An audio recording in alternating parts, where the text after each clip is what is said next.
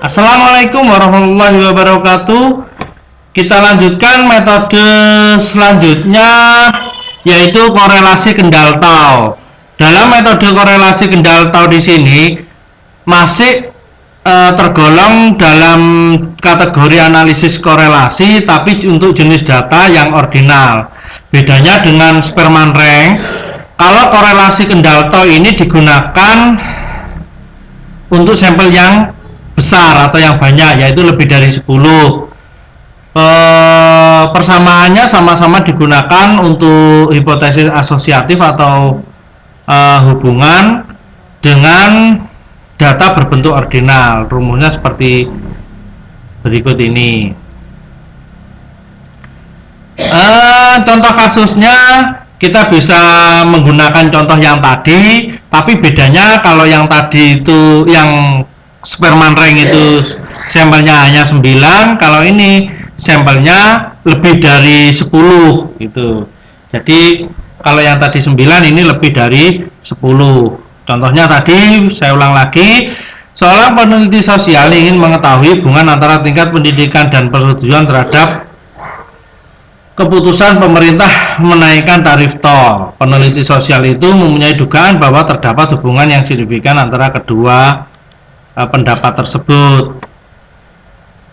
Nah, hipotesisnya yang bisa dibentuk adalah seperti berikut ini. Ini hipotesisnya. Langkah pertama yaitu membuat hipotesis. Hipotesis nolnya tidak terdapat hubungan yang signifikan antara tingkat pendidikan dan persetujuan pendapat terhadap keputusan pemerintah menaikkan tarif tol. Hipotesis alternatifnya terdapat hubungan yang signifikan antara tingkat pendidikan persetujuan pendapat terhadap keputusan pemerintah menaikkan tarif tol. Adapun datanya seperti ini. Jadi kendal tau ini digunakan untuk data yang sampelnya besar, yaitu lebih dari 10. Dalam hal ini 50. Langkah-langkahnya hampir sama dengan yang lainnya untuk analisis korelasi. Tapi di sini kita menggunakan metodenya yang kendal tau ini. Nah, bisa dilihat di sini untuk tes signifikansinya dua arah. Nanti kalau signifikan ada benderanya. Nah, variabelnya tetap sama dengan tadi, pendidikan dan pendapat. Kalau sudah diklik OK.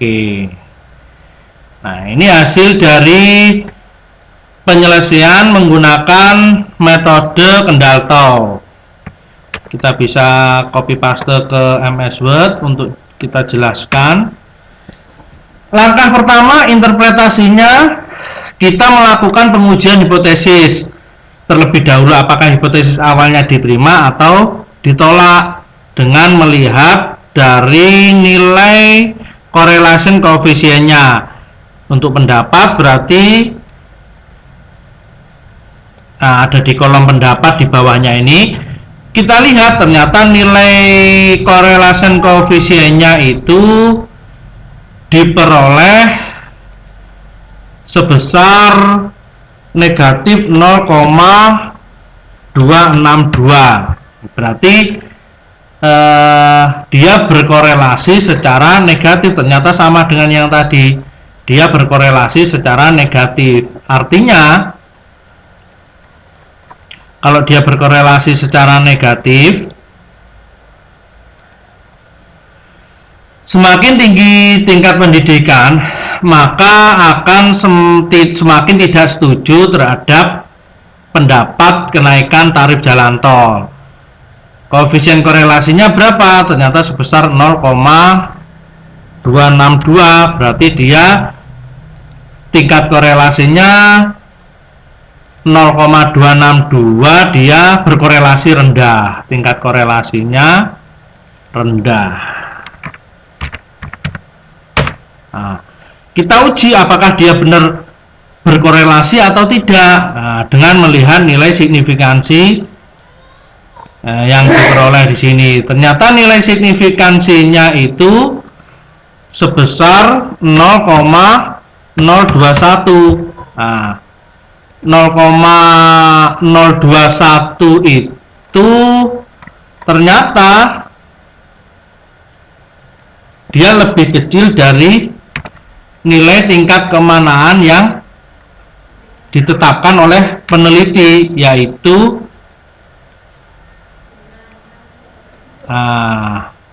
sebesar 0,05.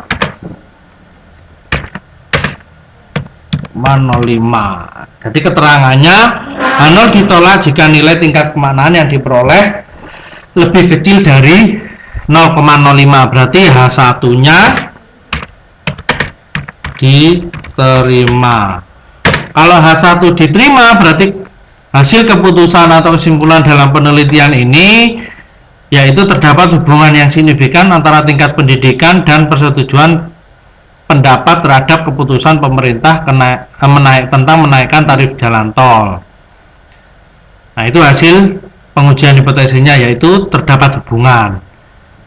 Nah, seberapa besar hubungannya? Ternyata hubungannya negatif, artinya semakin tinggi tingkat pendidikan maka akan semakin tidak setuju pendapat terhadap kenaikan jalan tol tadi.